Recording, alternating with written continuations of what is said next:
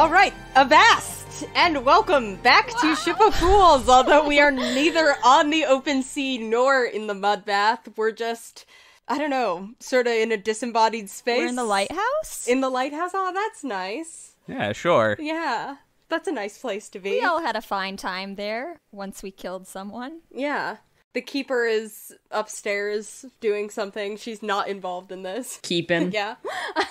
And she does not know we're here. If she did, she'd be pissed. Yeah.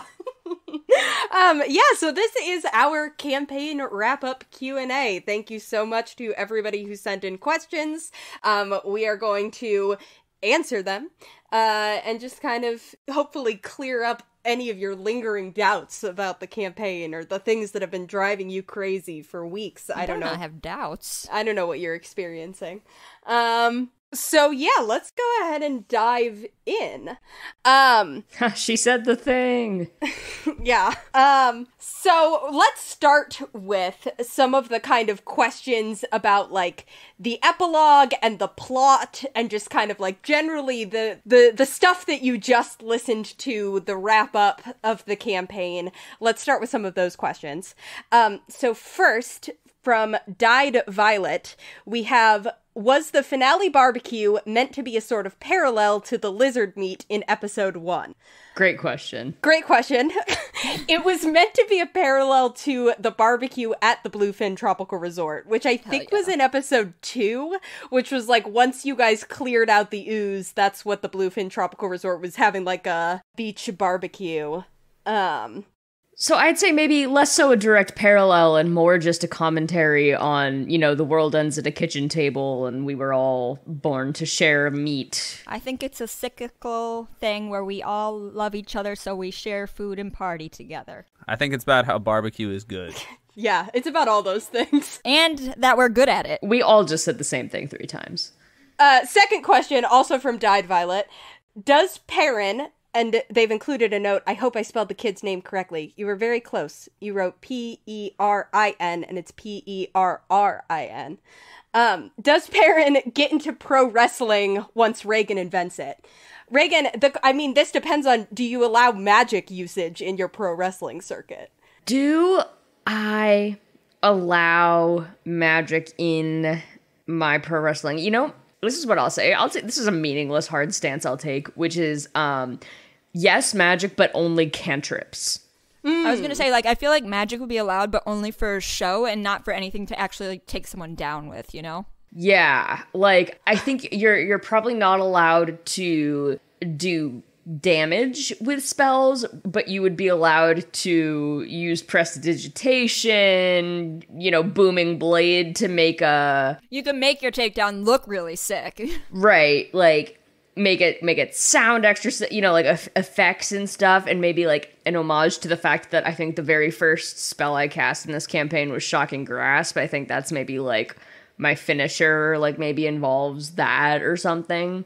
Wow. So to answer that question, Hannah, I would say yes, but exclusively at a cantrip and for as a garnish, not the main meal. Sure, for sure. It's in their contract that they have to go...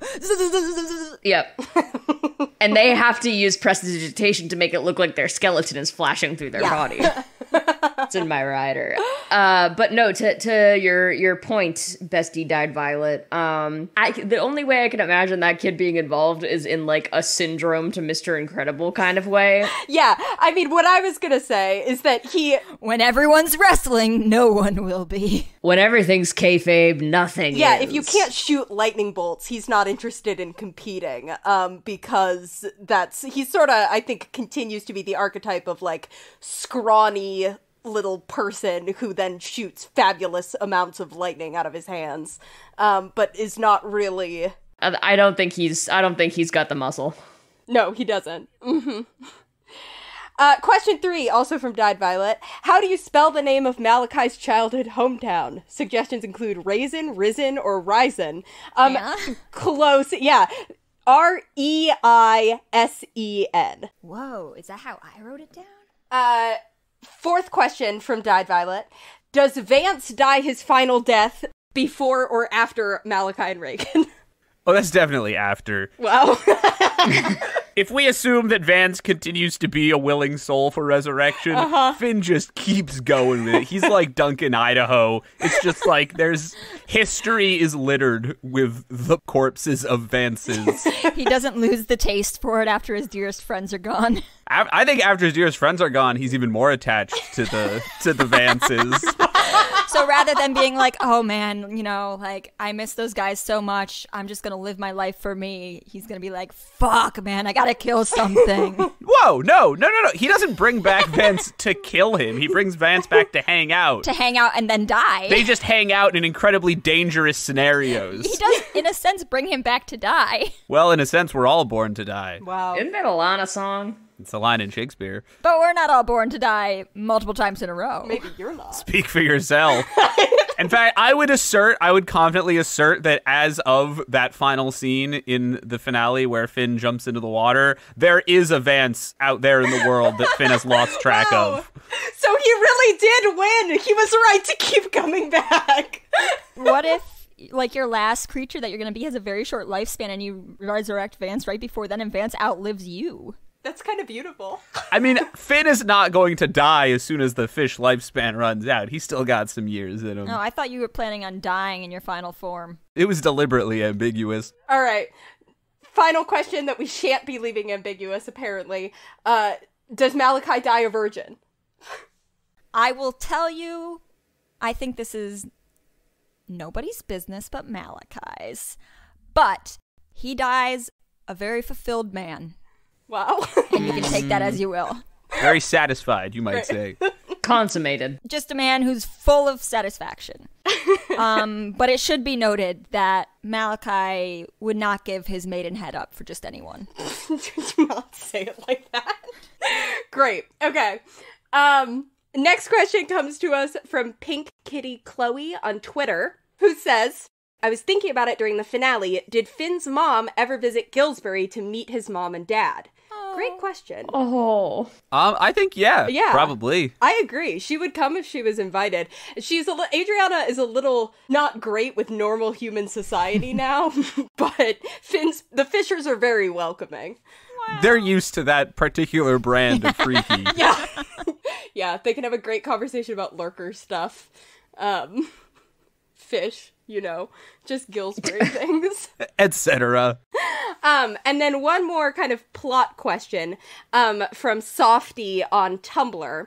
Would the adventurer have let Ben die if it benefited her? Great question. Wonderful question. Happy to answer. Yes. Which means, like, damn straight. By the end, absolutely. Like, if you guys had been like, oh, we have Ben, he's a snail, she would not have given a shit. Like, by okay. that point, she was like, I've got what I need. And Ben kind of knew that and was, like, sort of okay with it because he was keeping himself alive and was sort of like, as long as I'm right and she actually becomes a god, then it doesn't matter. What got him to sort of, turn a little bit at the very end there was a lack of belief that she actually could win against you guys. Earlier in the campaign, the adventurer was more invested in keeping Ben alive, but that was because she needed him, because she didn't have the, like, social clout yet.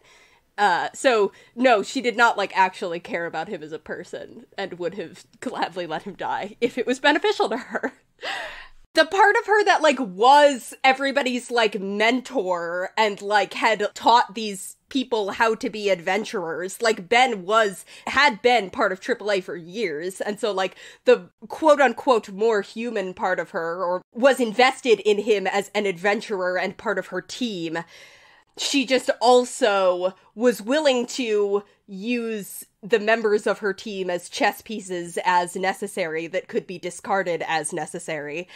Yeah, and also the more cubes and more power she got, the less she gave a shit about anyone else. Yeah, so those are our sort of, like, plot-focused questions. Now we're going to do some kind of, like, campaign overview, looking at the whole campaign, start to finish, episode 1 to episode 78. This is something that I asked about in Mudbath 78, and you guys all said that you needed more time to think about it. But I still want to know, what was your favorite episode to play? And if you have an answer to, like, what episode do you think is, like, the best? Like, you're most proud of, like, the final product? Or, again, some of the ones that you think are the best? Well, I will say, despite the months that it's been since you asked that, I did not manage to re-listen to all of our episodes, but a few do stand out in my memory. Starting with the first one that I think I remember feeling really like, I mean, I was excited from the get-go, but this one I remember feeling so pumped about for like days, and just like when we were in it feeling so good and excited, was the Treehouse episode. The rave battle with Lizzie. That was so fun to play, and it was so like easy to picture for me, and I just remember feeling like, yeah, this is D&D when we were doing that. Yeah. Good one. I think in terms of, like, times I had the most fun, like, in pure just, like, fun of the game, I really like the dungeon crawl segments, like, doing the Kuatoa stuff and investigating their warren and doing the ascent. Those were like, fun. the episodes where it's, like, the three of us just, like, facing a series of challenges. Yeah. They're sort of simpler episodes than a lot of the other ones, but they're very just fun to be in and do. Yeah. Yeah, I definitely second the Treehouse Rave battle. That was kind of, I agree, like the first, oh shit, like I get why you guys like D&D podcasts. And I would also say kind of like some of our heistier ones, like specifically the drill infiltration. Where we had to make a lot of plans. Infiltrating the drill was really sick. Retval's Tower. Retval's lab was sick. Stuff like that. Yeah, Retval's Tower was, the Tower Reversed, was also on my list, because I remember having a lot of fun with, like, not only was that, like, a really fun series of, like, challenges to work through, but we had so many big reveals there. Yeah, we did. There was some really fun dramatic stuff going on. We had a couple of those fun, like, mini dungeons, I guess, that took like 2 or 3 episodes to go through, that I also had a lot of fun kind of like coming up with those and taking you through them. But definitely like the ones that are the most fun for me was like any big reveal, like the Tower Reversed, all of the like Ben and the Adventurer, the Kathoth betrayal, Nira's introduction, the Coral Caves, or the Portal Party one was another one on my list, because that was one of the most fun fights we had, I think. That was the one with the anglerfish and the... That was the worst episode to play, because it was the first time Nurgle died. Personally, as far as, like, our best, I argue that I think actually one of our, like, best overall would be, 54 and 55 and the whole keeper reveal. I felt like that was like such like a climax in the arc, and like that was like a really satisfying point to get to, and then to like, especially with like the lead up of all of like the Dreamer realm, which was so cool to like explore. And then the fact that like that was wrapping, you know, plot threads back from very early campaign into it. I don't know. I think that one was a masterstroke on Hannah's part. I know that's 2, but you know what I mean? Yeah. So I think the keeper ones, and also maybe a little bit selfishly, I thought the one called Trust was really, really fun for me personally. 38? The one where Nira betrays you and you guys get captured? Yeah. Yeah, I think 38 was just, for me, it was exciting because we got to work through a lot of like my character stuff. But then we also got to pivot from like the smaller character moments into like this huge turning point for our campaign, which was, you know, getting captured by Retfall. Yeah.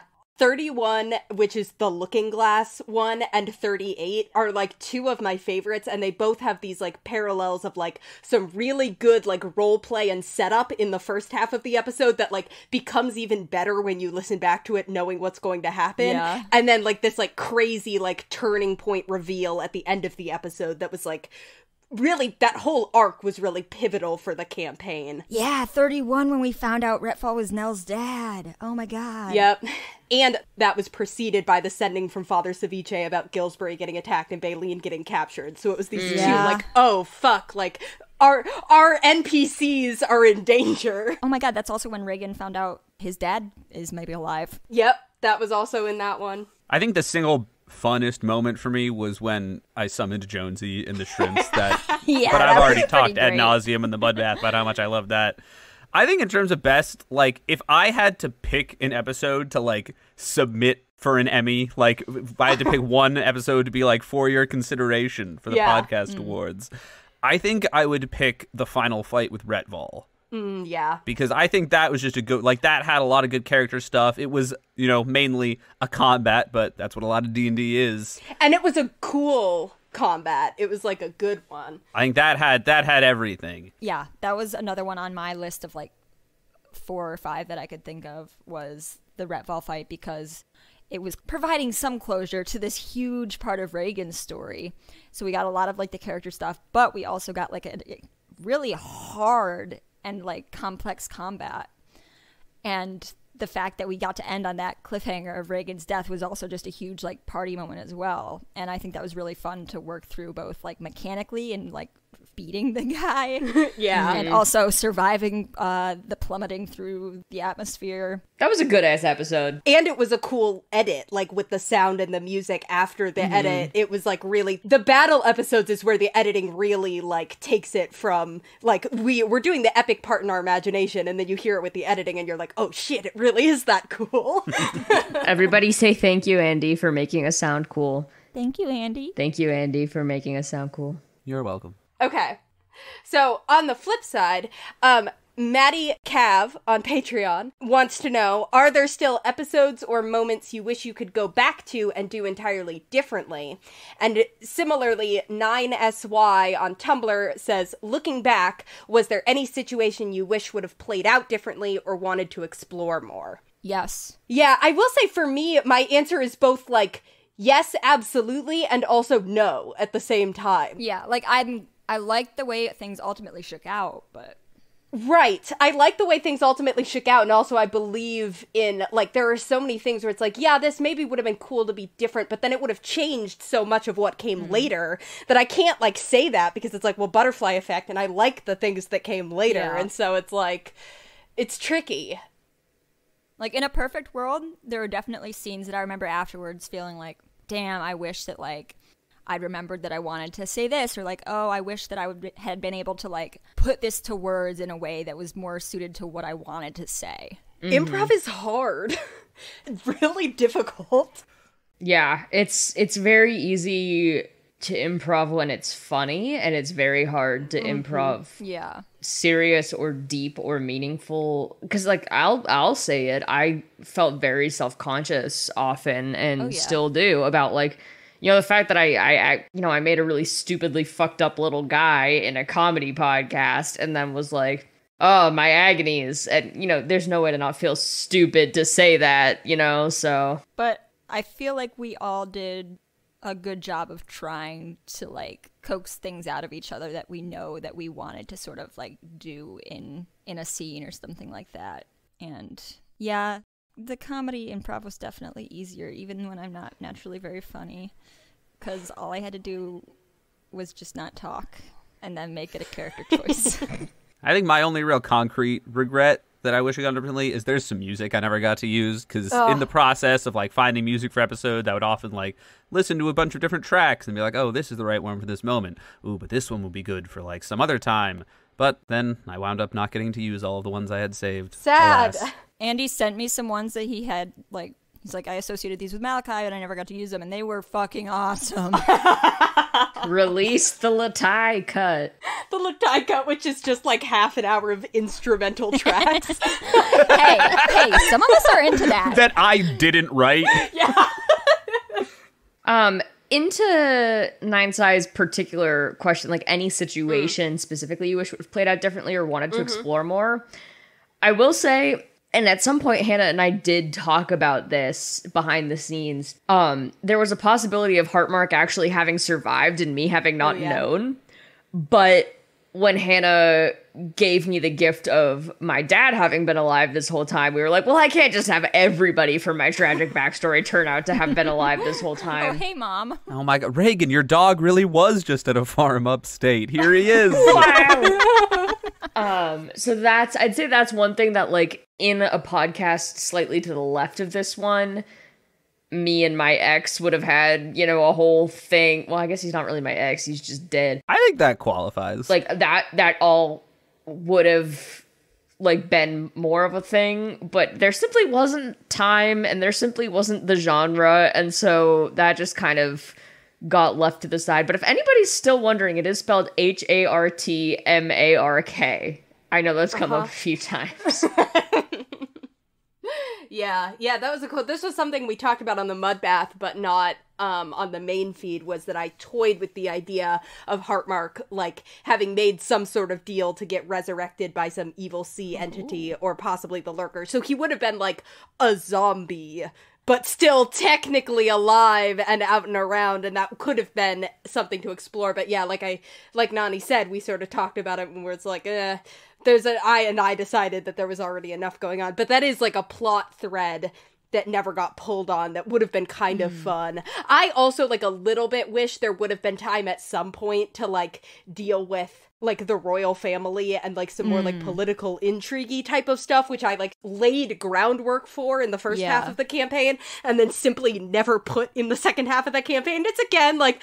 We got busy. You're right, I don't necessarily regret it, because there was a lot of other stuff going on, and it didn't really fit with how the characters operated, but it would have been fun. Like, it's fun to think about.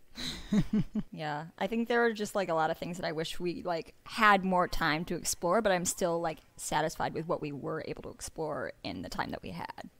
Yeah, I agree. Yeah. Okay, next question, also from Maddie Cav on Patreon.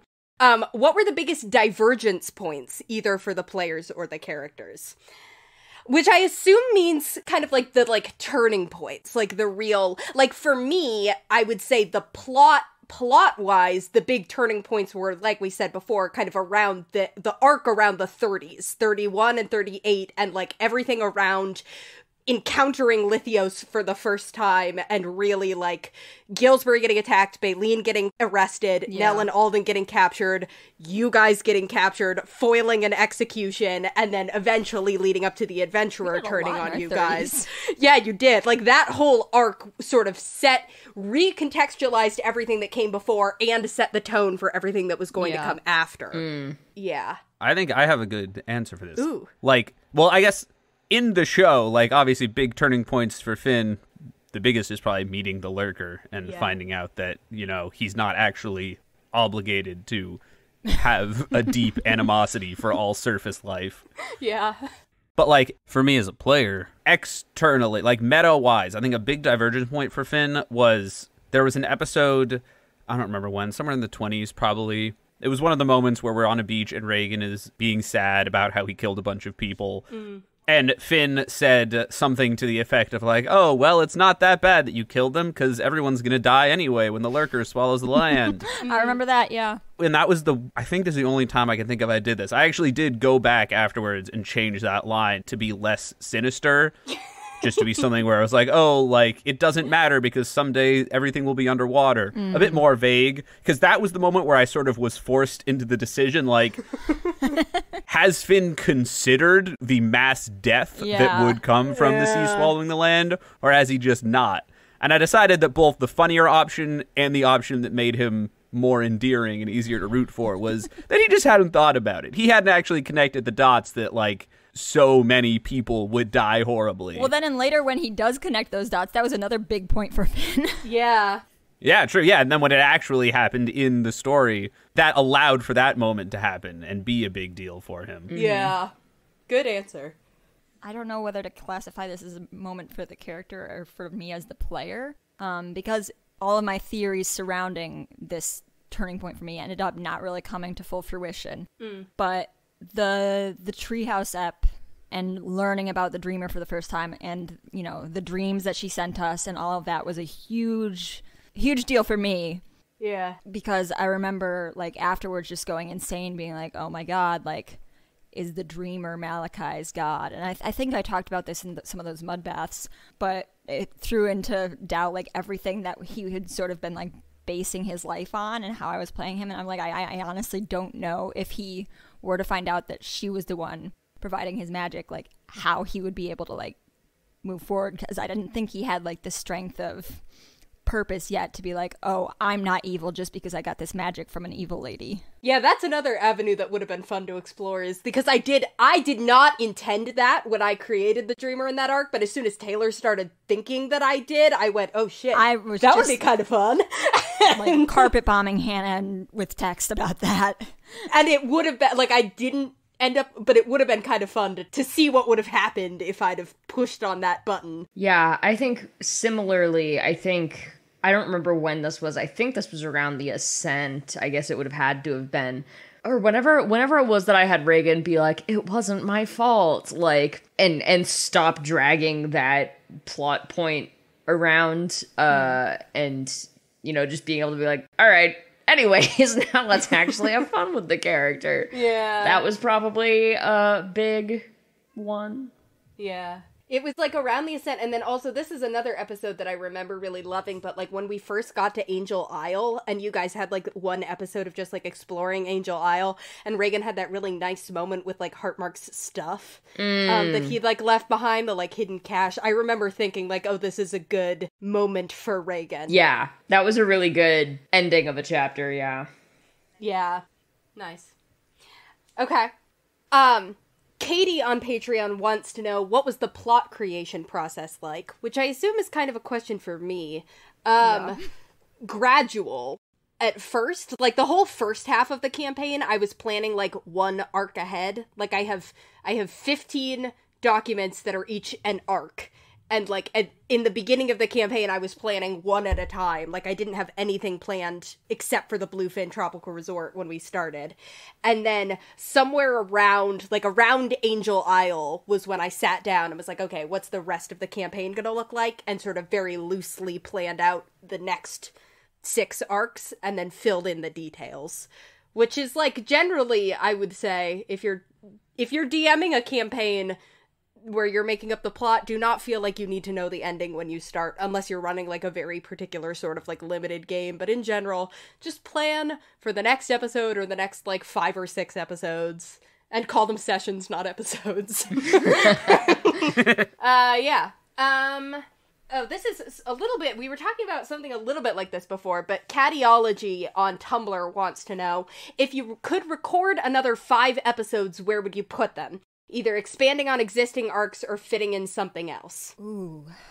I have 2 answers for this, and they're both, like, near the end of the campaign, which is, I talked about this in Mudbath 78, but we never went to the Emerald Eye, and I intended us to, and ended up just deciding that Marquand was more important, and that I wanted to spend time on Marquand rather than on the Emerald Eye. But if I had 5 more episodes, Emerald Eye time, we could head out there.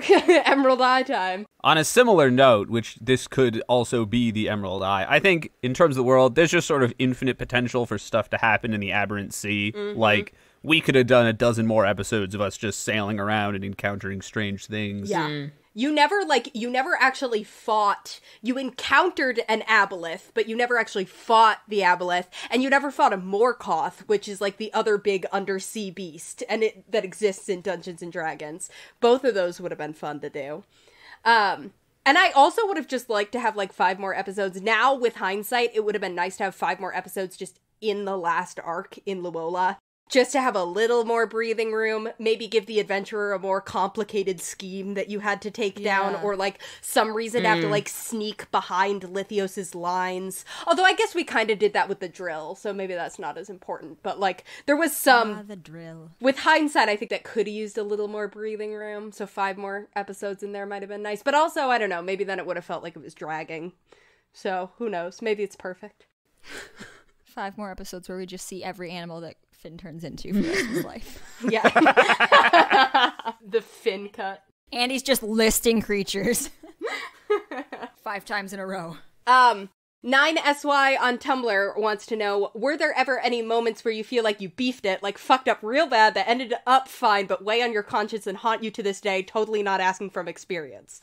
Almost certainly, yeah. Yes. No, I nailed it. Yeah, also no, because the few times I did feel like that, they were always combats, and they always sounded so much better after the edit. It was like, there were a few combats where I was like, boy, that did not go the way I wanted it to. But then Andy would send me the finished version to review, and I'd be like, oh, A, this was not nearly as bad as I thought it was, and B, Andy fixed all the problems. So...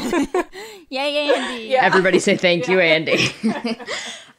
Yes, there is a very specific thing in which I beefed it and fucked up completely, and it turned out fine, but it weighs on me every day. I thought everybody else was gonna do character voices, and nobody else did a character voice. I did a character voice. I just didn't do an accent. Hey, I also did a character voice. It's not my fault. I couldn't actually lower my voice a full, octave. Accents aren't the only thing about voices. Well, you're the only one who did an accent, yeah. I was the only person who did a noticeably divergent dialect, etc. It was a divergence point for you as a player. And I regret that every single day. Andy still makes fun of me for it. I wish I hadn't done it. I don't believe you. I wish you had to. I think it's good that you did it. Yeah, I agree. I find it intolerable and difficult to listen to, so more power to the rest of you. Wow, really? Reagan is the character voice that you find intolerable and difficult to listen to? Yep, of yours? Trio is perfect and a delight. Nice. Okay. And last question in this category, Runcible Shaw on Tumblr has 2 questions. He says, hi, first time, long time. I have 2 questions. 1, can you tell me more about how the cool Wizard Wizzo was really the one to save the day in the end? And 2, how much of an idea did each of you have for what the podcast was going to be when you started, and how did it change as you went? I'll address your first question first. Yeah, can I tell you more about how the cool Wizard Wizzo was really the one to save the day in the end? No, I cannot. That would be a lie. I respect you too much as our patron and friend to lie to you I can. about the canon of the show, and no one else has the power to, because it's my world. To address the second half of your question, how much of an idea did each of you have for what the podcast was going to be when you started, and how did it change as you went? I don't know. I don't know if it changed that much, but I also, didn't have that solid of an idea. Yeah. Yeah, I mean, I obviously didn't really have any idea what the plot was going to be, what was going to happen. But in general, tone and, what it is as a medium, it's about what I was thinking. Yeah, I'd say I really had no idea because, as has been mentioned before, I don't consume this type of media, so I really had no idea what to expect. I'd say the biggest thing that changed is that... not to be overly literal, but COVID happened in the middle of this and all of our lives were really upended. Yeah. And we came out of this several years and yet several lifetimes older and more changed. Our lives all did change, more than they would normally change in a couple of years over the course of this podcast. Even this isn't related to COVID, but because we recorded the first couple episodes before I moved to Omaha, all of us have moved at least once while recording this podcast. Some of us multiple times. Yeah. Yeah. At one point this was... when we were starting out, it was oh, cool, we'll see how this fits into our lives. And then it was the only thing in our lives for a while. It was kind of a lifeline, for me at least, the first year or two of COVID, yeah. It was nice to have something like that to, know that that's going to keep happening for a while, or, have that to look forward to. And then, our lives caught up to us, and it couldn't be our whole thing anymore, which is, sad, but just the way that it works. We were all working. Yeah. So I'd say this definitely, I think the biggest thing that has changed for me is the ecological niche that this podcast and its community has filled in my life as I have gone from being I had just turned 22 when we started, and now I'm 26. That's Yeah. I'm still 25. I pay for health insurance now. One thing that I was not exactly right about was I did underestimate how much work it is to be the sole editor and producer of a podcast with long episodes and multiple people. Andy really hauled this thing across the finish line Yeah. every week. So consider that, all of you, before you embark on a large undertaking. Real and true. And maybe consider giving Andy some more money.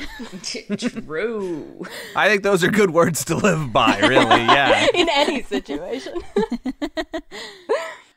This is not this question, but I did remember the thing that I had in mind as my biggest regret of the campaign, and that was our audio quality for the first 15 episodes. Oh, yeah. Yeah, that's a good one. Because we were trying so hard, and we just had such, like, because we're not professional podcasters. Like, we had such... Yeah. I am still recording this on a USB microphone that came with Rock Band for my PlayStation 3. I think by definition, we are professional podcasters now. Wow. We are professional podcasters, but we weren't at the beginning. Technically, yeah. We're not amateurs because we're making money off of it. But we are amateurs because we're doing it because we love it. Yeah. Is that the definition of an amateur? Yeah. It's like, it's from, actually, it's from Latin. Wow. It's from amo, amare, and so somebody who... Aww. It's the same root as amorous. It's like, That's if you're an nice. amateur, you do something from love. Guy who tells his wife that he's an amateur at being around her. Honestly, if a dude said that to me, I think that was kind of cute. All right.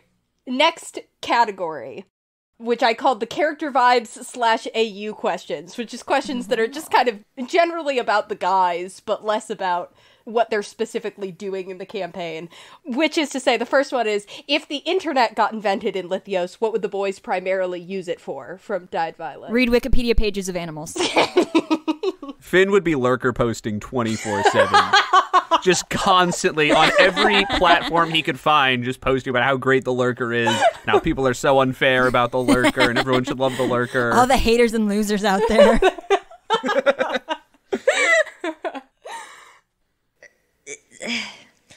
Don't say porn. I will say nothing. Dyed Violet also would like to know if we have any new thoughts on the class swap / evil Finn AU after the finale. Oh, man. Which is something we've discussed in the Mudbath a couple times, sort of what would happen. It was the specific thing they're referring to is in a Mudbath. We talked about if we all were different classes. We discussed Finn being a paladin and how if Finn was a paladin, he'd be more evil and more conquest focused. Yeah. I would have to kill him if I were still Malachi the Paladin, probably. Yeah. Yeah, I mean, no real new thoughts on it. God, that's awesome, too. Paladin of the Lurker is dope. Besides, I guess now knowing how, like, relatively mellow the Lurker actually is, maybe it wouldn't be as bad. Once Finn communed with the Lurker a little more. But also, I don't know. I feel like if Finn put any more of his, verve behind dedicating himself to the Lurker, like, I don't know if it's something I would want to see. He's already so passionate. If he's oathbound, I mean, like, how much worse can you get? And it's just a matter of, like, people like Kathoth and, like, other... I don't remember what... Hargoth? Was that the other guy? The other guy? Yeah. Oh, God, that guy sucked. Like, they also, like... are like, yeah, sure, the Lurker is kind of like quote-unquote chill, but that's not right. Like, that doesn't mean I need to be. Right, and also, like, kind of, once we conquer the oceans, like, the Lurker will rise and will sort of... So it just sort of depends if Paladin Finn in this situation would talk to the Lurker and be like, oh, I can chill, or if he'd talk to the Lurker and be like... More! We must get you more blood, clearly. Which is kind of what Kathoth was doing. Would that be breaking an oath if that's not what the Lurker wants? Well, I don't think the Lurker may be mellow, but he's certainly not specifically forbidding anyone from conquering things in his name. Yeah. I don't think the Lurker is the kind of mellow where he'd be like, no. He'd more just be like, whoa, okay. True. The Lurker's not going to look a gift fish in the mouth. Yeah, exactly. Melon Bread on Patreon wants to know if the beautiful boys played Hades the game, what weapons and boons would they choose, and who would they have crushes on? I don't think any of us have played Hades. Yeah, I don't know. Whatever you think is right. I do not know. I mean, it's about Greek mythology. I bet Poseidon's in there. He and Finn would vibe. Wow, I'm looking this shit up right now on Wikipedia, Malachi's favorite site on the internet. Or maybe Finn would think he was like a callow pretender and try to kill him. The answer is that we don't know. But... So, you should assign us our weapons and boons. I have to assume there's an axe maybe I could use, but... Would Malachi, if he were playing a game, pick to use an axe again like he does in real life? I don't know. He likes his axe. His axe is kind of awesome. Yeah, he likes That familiarity. feels right to me, that he would pick up a game and be like, an axe, obviously. Well, I feel like Malachi's approach would be like, I know how to use this. Why would I choose something else? This is how I know how to fight. Yeah. What do you mean? What do you mean it doesn't matter? This is what I know how to use. It doesn't. Yeah, that feels right to me. Cattyology on Tumblr says, as it's the ocean and technically already has a lot of beach episodes, what would the boys do on their tropey filler ep? Go to the office. I'm gonna say shopping mall. Ooh. We had that one episode in Neftis that was just like a shopping and going on a date episode. That one was pretty much what you're describing. When Reagan and Malachi went to the spa. Yeah. So that. Nice. Yeah, what's the opposite of going to the beach? I do think office is a pretty good one. Malachi just goes and sits in a cubicle for 8 hours, and he's like, yeah, this is nice. Pressing buttons. Yeah, at the car insurance company. Yeah! Wow! Okay, this next section is called Crunchy Questions, which is questions about kind of like mechanics and, you know, the game. Dyed Violet wants to know, any advice for a first-time DM on how to pick/build a stat block? My advice is, first of all, anybody on the internet is going to tell you that challenge rating doesn't mean anything.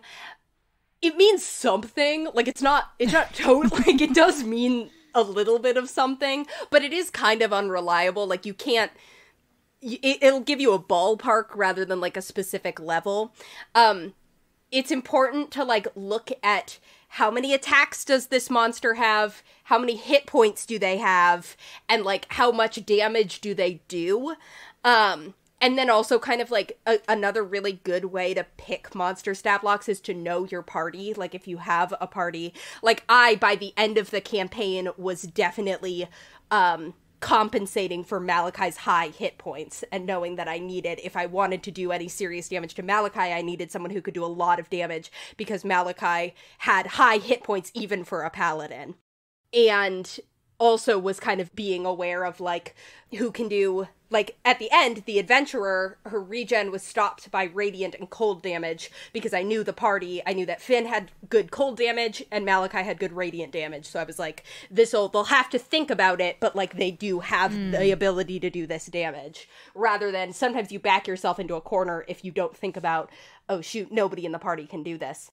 Also, be so careful with any sort of stun effect or paralysis effect or banishment, anything that takes somebody out, especially if you have a small party, that can get you into PC death territory really fast if someone is out for even one round. And also it's not fun. Like, a lot of players, it is not fun for them if they are stunned for more than, like, one turn. And then, as far as, like, building stat blocks, any custom stat block I've ever made, I've got one stat block that's the base, and then I'm changing hit points, I'm changing stats sometimes, and I am, like, giving them attacks and abilities from other monsters. Like, you can just sort of, don't put pressure on yourself, especially if you're a relatively new DM, to come up with new stuff. Just pick something to use as your base, and then stick on abilities from other monsters. Andy, do you have any thoughts? You did a lot of this for Folio.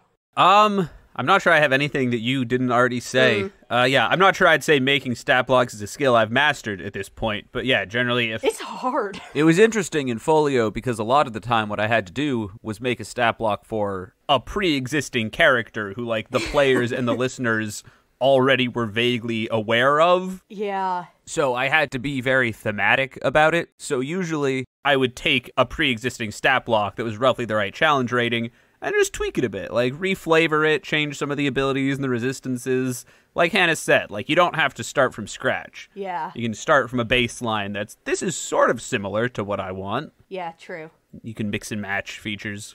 Yeah, don't forget to look at resistances and immunities. I made that mistake a lot early on of, like, being like, this monster really doesn't have that many hit points. I wonder why it's such a high challenge rating. And then, like, actually looking at being like, oh, because it resists almost every kind of damage, and so really it has twice that many hit points. A lot of stat blocks are written like that. It's a trap. Okay. Kestrel on Patreon says, to the players, how did playing your classes mechanically differ from what you expected? What did you like most about the mechanics? Would you have built your guys differently, knowing as much about how they play as you do now? I don't know. I don't think I would. Because at first, there was a while where I was not pleased with how few spell slots warlocks have. Like, that was pretty much throughout the campaign. I was always wishing I had more spell slots.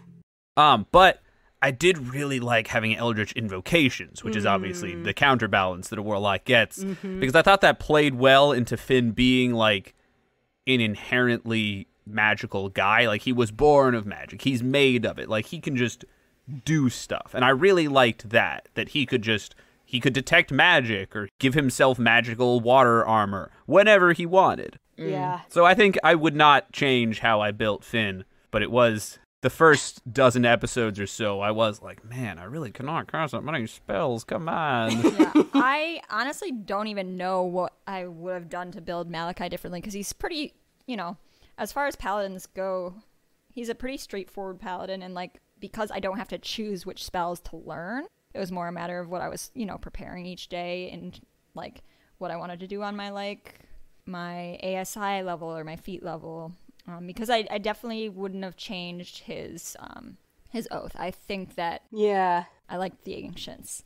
But something for me that it was both like a boon and a bane was the fact that as a paladin, I had so many different options for actions to take in combat. Like, I personally love melee attacks, and that was like a go-to, but I also was, for a good chunk of time, our soul healer, and I have magic, and I do think sometimes that there were times when I wished I had more of a chance to use that magic, but ultimately my fighting was more effective when I was doing melee in most situations. Yeah. But I don't know. Personally, I think Malachi is a perfect little boy, and I loved playing him so much.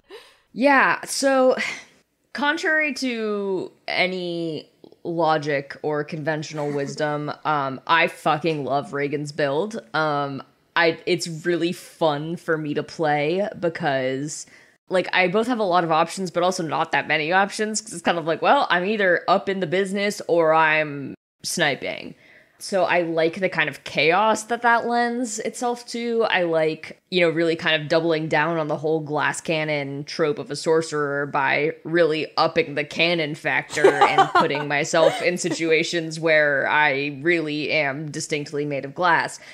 If there was something I would change, though, and this would change literally, like a good 25% of the campaign, I would have built him backwards. I would have started as a barbarian, gotten up to like level 3 or hell, level 5 maybe, and from there unlocked the rest of my draconic ancestry that to that point had been, manifesting in, my spirit warriors, whatever. Like, I had this whole dragon thing going on. It was like this rage, and then something happens where it's like, oh fuck, I've been a magician this entire time. That's fun. You could have even done like one level of sorcerer and then only barbarian, and then all of a sudden more levels of sorcerer. Yeah, that's fun. So that's just, start over, take it again.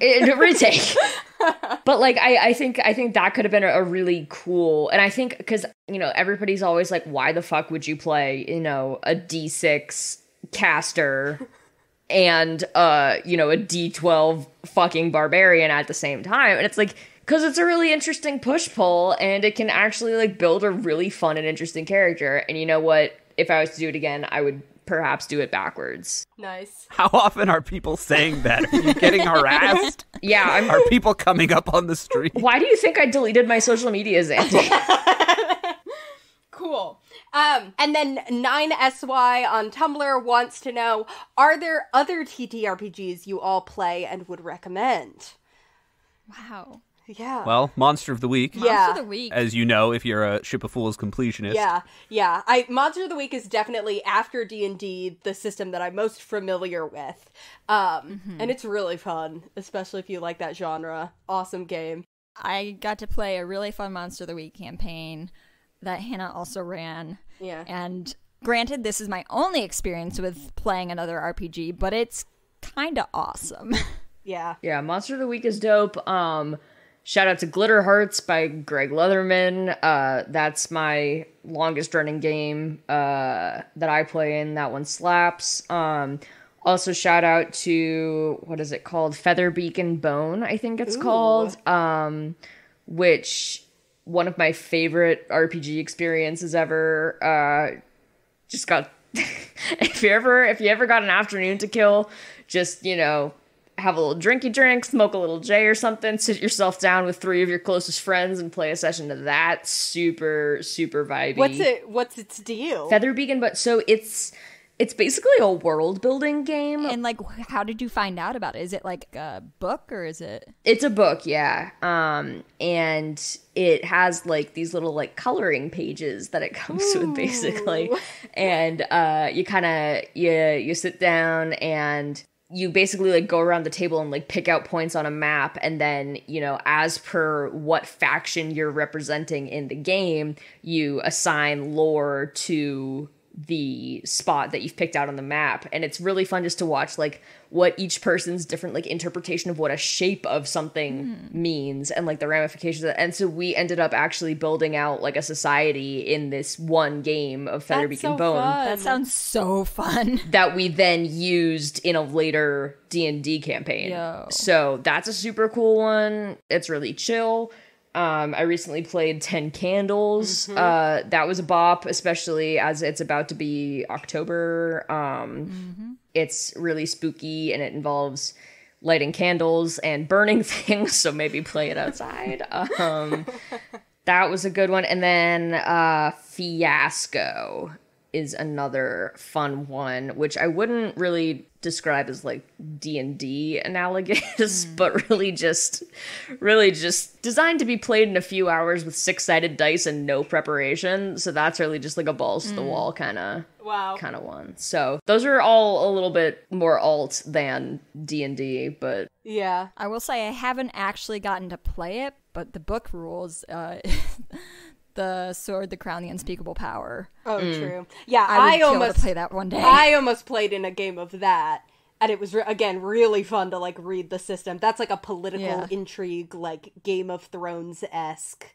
I also, in the vein of like games that you can just kind of like get together with your buddies and play really quick, will plug Lasers and Feelings and any of the like dozens of hacks of Lasers and Feelings, because those are very simple games that just kind of depend on like, you have 2 stats, which in the original game are your lasers and your feelings, and it's just kind of, and you can sub like anything in for those words, and it's just about kind of like lasers? Right, it's the push and pull of like, are you going to solve this problem by shooting it with lasers or by using your feelings? And so it's anything where you can contrast 2 items, you can plug them into Lasers and Feelings and play. And people have made like dozens of hacks of this game, and that's also a super fun one to just like pick up and go and do a role-playing game with. Opposite of the question, I don't love Blades in the Dark because I have a very small brain and it's really hard for me. But if you like things that are hard, check that out. Any TTRPGs that you fucking hate? Anybody want to anti-plug? If you're up for a challenge, or you're like a math-brained person, or I don't know, because like it's a good game by all accounts, I just couldn't handle it. Cool. Okay, so our last section of questions here, last few questions, some more like kind of personal / logistical questions. The first one is, Katie on Patreon wants to know, did you guys have fun? Yeah. Yeah. I had fun. Yeah. There's Cool. 3 out of 4, 75%. That's not bad. It was the delight. I'm the 10th dentist. Dyed Violet wants to know, what was the recording setup like? Well, different for each of us. Yeah, we're not in the same place, if you haven't picked that up. And we never have been. And we never have been. For recording this. We met recording the first episode of this. Yeah, it was wild. We all just entered a Google Meet code. We were all sitting at home typing in random URLs for Google Meet rooms, and we all wound up in the same one.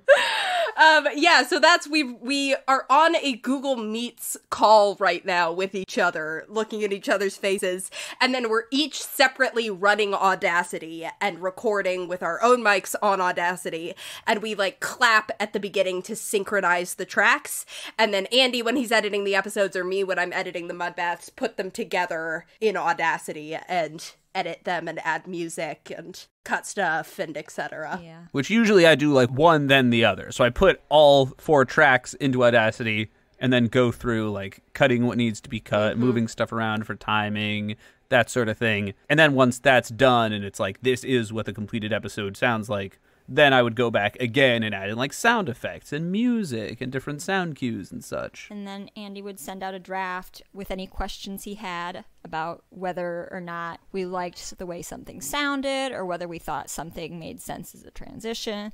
And sometimes we would respond even. But I sure did listen to him every time.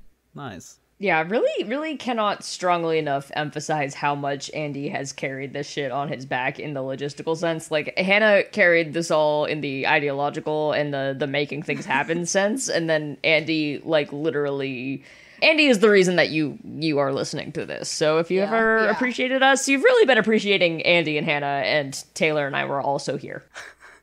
Ah, shucks. And also, if you're asking this because you're curious about how you could do it, basically the key is get a nice mic, doesn't have to be like insanely good. Yeah. And just like find a corner or a closet, put up some blankets or like get soundproofing foam if you want to go ham, and there you go. Yeah. Or if you're Nani, you can use a Rock Band microphone and always have the most background fuzz of anybody. Also, yeah, Audacity's a free program, so get out there and record. It's a little glitchy. Yeah. Audacity has sometimes caused me emotional harm, but it usually works. Yeah. Anything Andy has to say about my mic is completely founded because I repeat is a Rock Band 3 USB microphone for the PlayStation 3. Yep. And I've recorded in some odd places. I think the strangest place I ended up recording this was in the second floor of a tenement house over an Irish pub in it was the attic loft. The floor was hollow, so if I ever dropped anything, I would lose it forever if it went between the cracks. It was haunted, it was uninsulated, and it has since been torn down. Wow. So shout out to the Charlotte in Manheim, Pennsylvania. All right. And folks, Nani had no idea how he got there. I wake up. It's kind of like Saw. I've been playing Saw this entire time. I wake up in situations. Would you like to play a game? It's called Dungeons and Dragons. Before you see a microphone. Hey, speaking of Saw, maybe, or hopefully not, Dyed Violet would like to know if... think not. Would like to know if we have any notable works that influenced how we approach playing D&D or our creative work in general, and specifies this is an invitation. Oh yeah, absolutely Saw. To list our favorite things. I Saw also. I assumed that was obvious to the listeners. Finn is just a carbon copy of Jigsaw. Finn was riding a tricycle the entire time, and we just never felt the need to mention The guy it. is named Saw? Jigsaw. I thought it was called Saw because he used saws to kill people. No, he's usually more creative than that. Okay, I don't watch horror movies because I get afraid. And you're so valid. I'll give a shout out to a piece of media that really fired up a lot of my creative juices and, made me care about living and fantasy world building, which is going to be the Stormlight Archive by Brandon Sanderson. Massive fan of that. If you are into insane levels of world building and political intrigue and magic systems and really just like high, crunchy, high fantasy, you gotta check out Brando Sando. He is Mormon. But beyond that, really incredible author who really kind of busted open the way that I think about a lot of the fantasy genre. So I'll say that. Nice. I will also say WWE, specifically AEW Dynamite. Really recommend getting into pro wrestling. What does AEW stand for? All Elite Wrestling. Ah. You know, a lot of people maybe don't know anything about pro wrestling, and pro wrestling is really incredible because it is simply just high camp. Like, it is pure shtick and stunts, and I mean, if you like the podcast format, it's kind of like that. You know, it follows these storylines and these arcs of these zany characters. But you have to use your eyes. But you do have to use your eyes. So, yeah, shout out to Brandon Sanderson and Vince McMahon, I guess. Nice. Avatar: The Last Airbender, 1,000% is a huge influence on, especially approaching like campaigns and stuff like that for me. And also just like fantasy in general, because that's some of the best world building and character building that I've ever seen. And yes, we all know that it was, you know, a show on Nickelodeon, and we all also know that it was, despite that, one of the greatest shows and works of fantasy ever made, I think. And I mean, there's also like the obvious, you know, Lord of the Rings. True. Yeah, I mean, in terms of this podcast in specific, I think I would be remiss to not shout out Not Another D&D podcast. I mean, we're done now, so we can plug other shows, I guess. So true. Yeah. But if you haven't listened to NADPod, I think it's the best actual play, other than us, obviously, out there. It's really phenomenal, and definitely, like, Murph, who's the Dungeon Master, just gets it, and a lot of the way that I DM is definitely very influenced by the way he DMs. And I also should definitely shout out Dimension 20 and Critical Role. I don't watch either of those shows anymore, but I have watched dozens of episodes of Dimension 20 and hundreds of hours of Critical Role, and so definitely like influences the way that I DM and the way I think about D&D. Also both very good shows. Yeah, I would second that NADPod shout out. Yeah. It was like while listening to NADPod that I texted Hannah, like, man, like I really kind of want to make a D&D podcast. How about you? And Hannah got me to listen to it too, and I had just listened to it on my commute to work the day that I got the text in the LL Bean break room saying, hey, do you want to do a D&D podcast? In general, man, I don't know. I feel like it's hard to, like, you know, if you're a creator, you're constantly influenced by everything you've watched and read in ways you might not even realize. Yeah. Specifically D&D wise, like obviously NADPod. I was a D&D podcast guy before I was a D&D playing guy. Like I started listening to the Adventure Zone in like college, and then I was like, this seems like a fun game. Yeah. Actually, let me go back.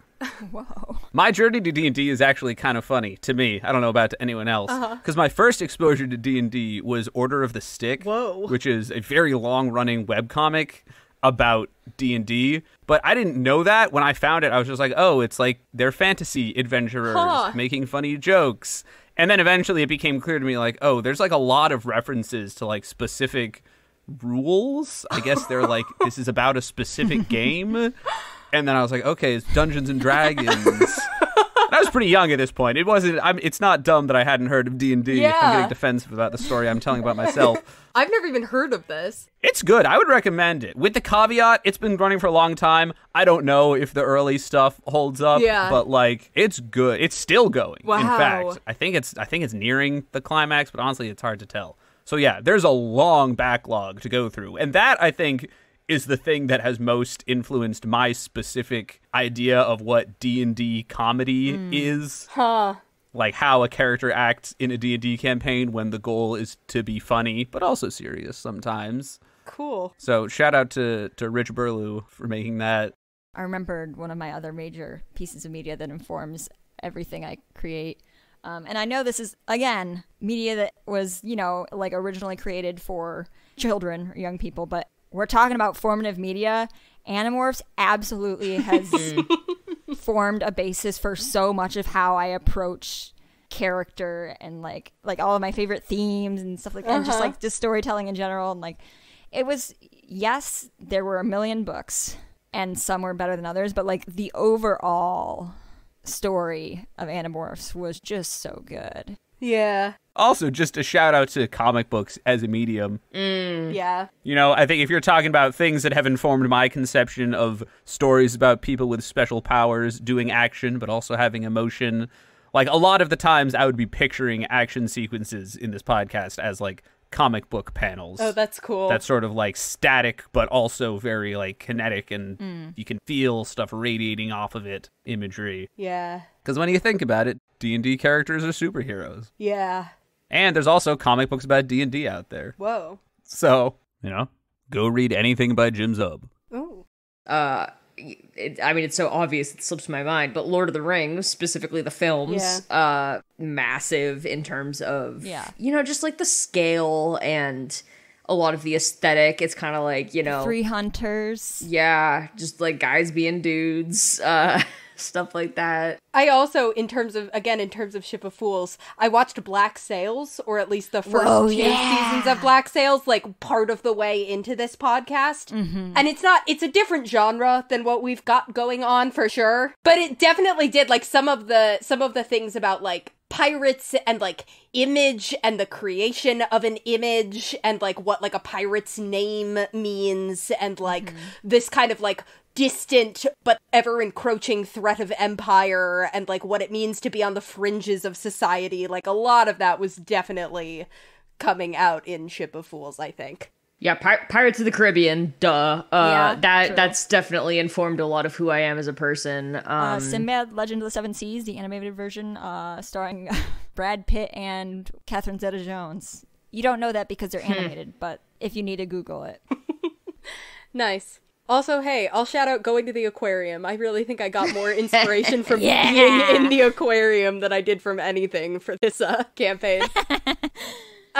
Katie on Patreon wants to know who gets custody of the mud bath itself now that we've vacated it. Well, the mud bath is closed. Yeah. In the lore of the mud bath. Yeah, but what about the guy that we drowned there? Cobby? Well, that's why it's closed. Technically, it's his now. He's dead. I don't think he can inherit. I'm not convinced he's dead. I think it's gonna be like the abandoned, desolate mud bath, and Cobby's like Phantom of the Operaing in the basement. Yeah, so in a way, he gets custody, you know? Yeah. Yeah, it's his domain. 9SY on Tumblr wants to know what sediment makes the most comfortable mud. Well, that's gonna be clay. I don't know. That's why we went to the mud bath instead of making it ourselves. We don't know. It's silty clay. That sounds comfortable. Alternately, Dead Sea mud. A nice high salinity, very mineral rich, or anything volcanic. Oh. Katie on Patreon wants to know, if you had another campaign idea, would you ever make another podcast? I would make another podcast if I was living a life where I didn't have to work a full-time job. Real. Same. Yeah, if I could make a living from doing what I did for Ship of Fools, I would happily do it. But like in spirit, yes, but like I didn't even have to do the brunt of the work, and it was still like a lot to do over the past years, and I wasn't even spending most of my week editing, you know? Playing a D&D campaign is kind of a lot. Like, even if you take away the podcast part, it's like, if you have a DM who's DMing for you regularly, like, appreciate them. They're doing a lot of work, and also, like, it is difficult to fit a weekly commitment into your life sometimes. It's kind of crazy that we made it work. Good for us. But hey, man, if we like made it big and we had the money to make a podcast without worrying about all of that, personally, I'd be down. Oh, for sure, yeah. So the answer is, write a check and we'll talk. Yeah. I have ideas, believe me, that's not the problem. The spirit is willing, but the flesh is spongy and bruised. It's true. However, Hypnogriff on Instagram asks, will your podcast continue to be on Spotify? And also, they specifically shout out that they enjoy listening to the Grinch episode every holiday season and say it's one of the best one-shots they've encountered. Yeah! Finally, it's one with taste. Yeah, yeah. Yes, our podcast will continue to be on Spotify. Hell yeah. So, there you go. At least for the foreseeable future. Keep listening. Keep recommending it to your friends. Go back and listen to your favorite parts. Catch up on the mud baths if you haven't had a chance to yet. We're also leaving the Patreon active, so you can still feel free to subscribe and to, go back and catch up on Folio or download the mud baths or whatever, if you're itching for more. The show's not going anywhere, so listen again. Yeah. Tell your friends to listen. Absolutely. And we'll close it out here with Dyed Violet also asked, do we have any hopes or plans for other projects in the future? And 9SY on Tumblr says, are there any ideas for future projects since SOF has come to a close / anywhere we can find you all online that you want to plug? Well, would love to someday create something awesome, but I don't have any concrete plans, so I guess you'll just have to keep an ear out for our names. I will say my preferred method of creative expression is writing books, and that's what I'm doing now that I have more time again. Hannah's got an awesome novel in the works. I'm going to tell you about it, actually. I have a werewolf book that I've been working on for like 2 years. I'm planning to do NaNoWriMo this year with a book about meeting the devil at the crossroads and making a deal with him. Ooh. I'm starting to spin out an outline for a high fantasy book and/or trilogy, so yes. You can follow me, I guess, on Twitter at Hannah L. McLean. I don't use it, but if I ever have anything to announce, keep an eye on it in, 5 to 10 years, probably. I'm not active on Twitter and don't plan to be unless I have a cool announcement to make, so you can look out for those, again, in like a decade. I guess I still like stuff on there all the time, so you can look at what I think is funny, I guess. Wow, true. Plug your handle, Taylor. Well, now I don't know if I want you to see what I think is funny. But I think it's Taylor from Hell on Twitter. I'll plug me. I'm not on any socials anymore, but you can follow me on Tumblr. I'm at Oberon-Miranda-Titania. Wow, I'm on Tumblr. I'm not going to tell you. Me neither. I post fun shit on Tumblr. I don't know. I don't use it as a personal blog. It's just like vibes, so do whatever. Yours is like curated. Insofar as, as much as Hannah's preferred thing is writing, I'm a theater boy, and I just made my debut in the, Northern Virginia DMV theater circuit, so I'm gonna keep on trucking with that. So I don't know, if you live in the DMV and you're really bored and you want to come see some theater, I might be in it. Yes, I'm currently at press time. I am playing Tybalt in a production of Romeo and Juliet over in Northern Virginia, and that's pretty dope. Wahoo! Saw it. It was fun. Well, as for me, Ship of Fools is not the last creative work I'm ever going to make. Yeah. Absolutely, for sure. Like Hannah, I also am a writer. And frankly, this is probably not the last podcast I'm ever going to make. Wow. Hell yeah. I do like the auditory medium. It is fun. Hell yeah. Also, you can find some of my work appearing sometimes on Reductress. Oh, true. Andy's a funny man. Which is a website. I write headlines for them, so check that out. Stealing jobs from women. So yeah, basically, like we've said, Ship of Fools took up a lot of my time, so I'm suddenly finding myself with a lot more creative, productive energy, and I haven't quite settled on which of my many potential projects I'm going to focus it on. But there'll be something, and you can find out by following me on Twitter. I'm at AALetai, AALETAI. I don't really tweet much nowadays, but that is where I would make an announcement if I had an announcement to make. And also, stay subscribed to this podcast feed, because maybe we would put an announcement on here. Yeah, we're kind of in a refractory period right now, so... Yeah. If anyone out there is looking to hire an audio editor, I'm available. Wow, true. Suddenly. Tell your friends to hire an audio editor. Cool. I think, unless anybody has any, final thoughts that you pressingly want to say about Ship of Fools. I make beautiful playlists. True. It's true. That is so real. All right. Thank you all so much for joining us here for the Q&A and also for joining us for this entire campaign. Thank you to all of you who sent in questions. We really enjoyed getting to make this story for you. Keep an eye on our various social medias, both for the podcast and our personal ones, and on this podcast feed. Like we said, there might still be a, maybe something coming in the future that we make no promises or timelines. You'll just have to see us when you see us.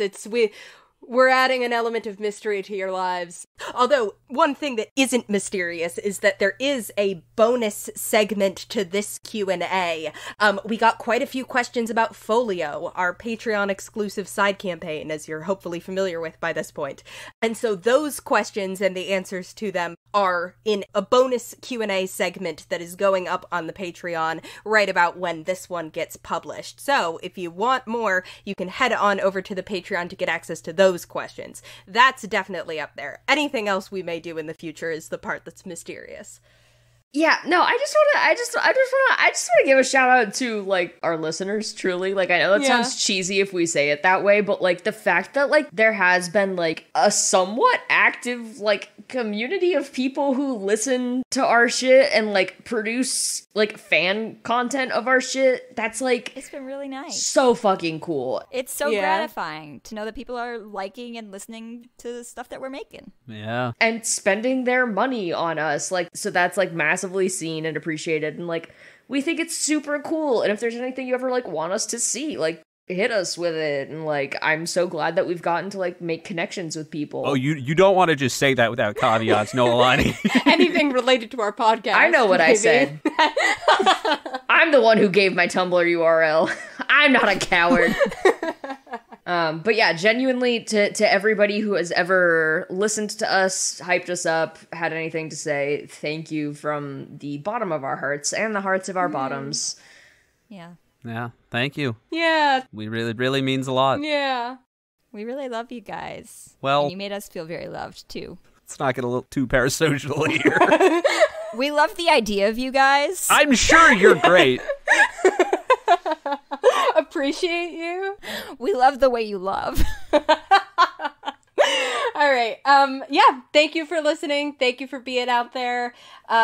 We will see you on the open seas. Bye. Bye-bye. Bye.